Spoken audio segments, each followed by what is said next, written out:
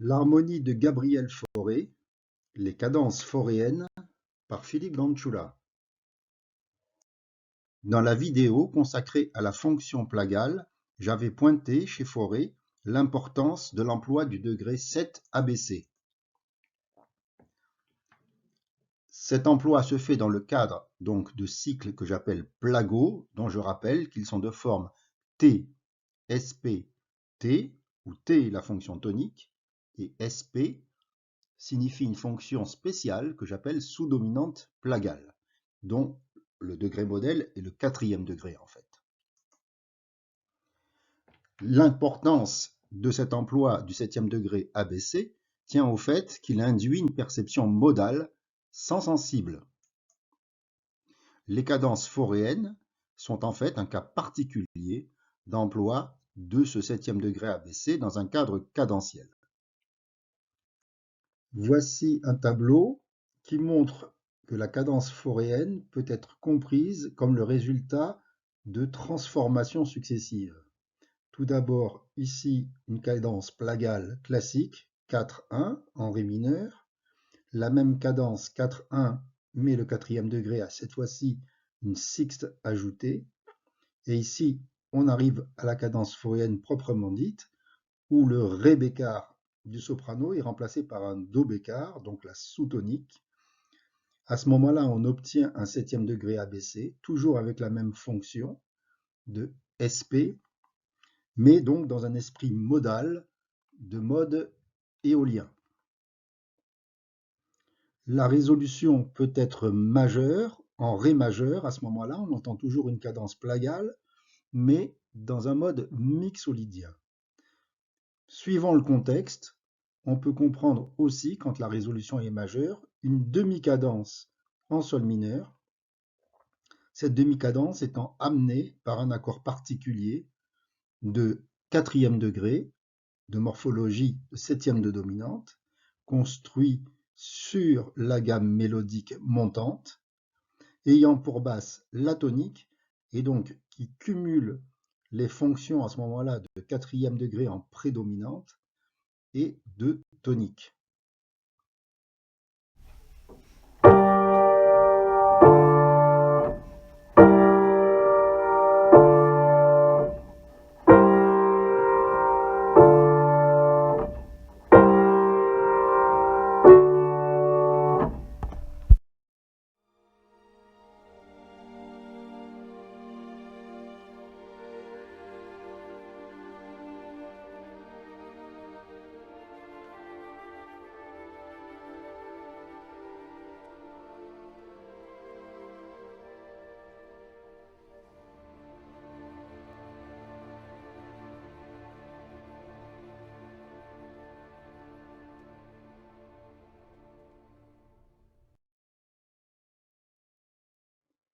Cette cadence finale de la mort de Mélisande est bien une cadence plagale en ré mineur.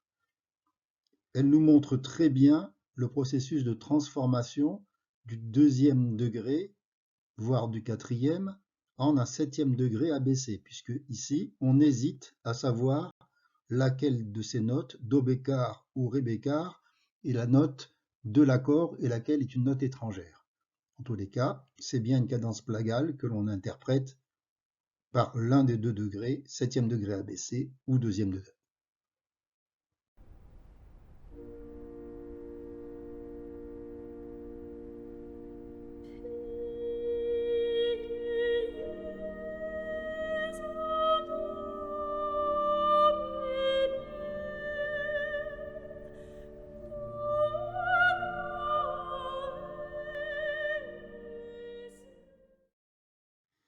Ce début est en si bémol majeur, cependant la première phrase se termine sur une cadence fauréenne typique qu'on peut entendre de plusieurs manières, soit en sol mineur vers une demi-cadence, amenée donc par une sorte de mélodique ascendant, ici, dont j'ai parlé, soit encore en ré majeur, mais cette fois-ci amenant donc une cadence plagale.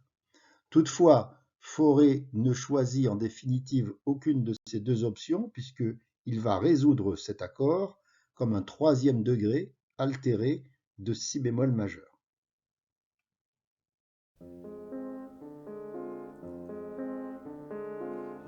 Mes pas, le plus doux chemin mène à la porte de ma belle, et bien qu'elle me soit rebelle, j'y veux encore passer demain. Il est tout fleuri. Dans cette pièce, nous allons trouver aussi des cadences foréennes, mais moins typiques que celles que l'on a vues jusqu'à présent, dans la mesure où on ne trouve plus le trajet de la basse du quatrième au premier degré. Ici, nous sommes en fa mineur et la première cadence s'effectue donc ici. Cette première cadence, on peut la qualifier de foréenne. Elle est ambiguë parce que on peut la comprendre comme une demi-cadence dans le ton de fa mineur, ou au contraire, on peut la comprendre comme une cadence que j'appelle implagale dans le ton de do mineur, donc amené ici par un septième degré abaissé modal. Mais vous voyez bien qu'il n'y a plus ce mouvement de quarte typique du quatrième degré vers le premier degré. Ici, la fin de la phrase s'effectue sur une cadence foréenne dont le sens est tout à fait clair, avec arrivée sur un premier degré en fa mineur par un septième degré abaissé, donc modal avec un mi bémol. Cependant, il n'y a toujours pas de mouvement quatrième degré vers premier degré. C'est en fait un sixième degré qui est à la basse et qui va se rendre au premier degré.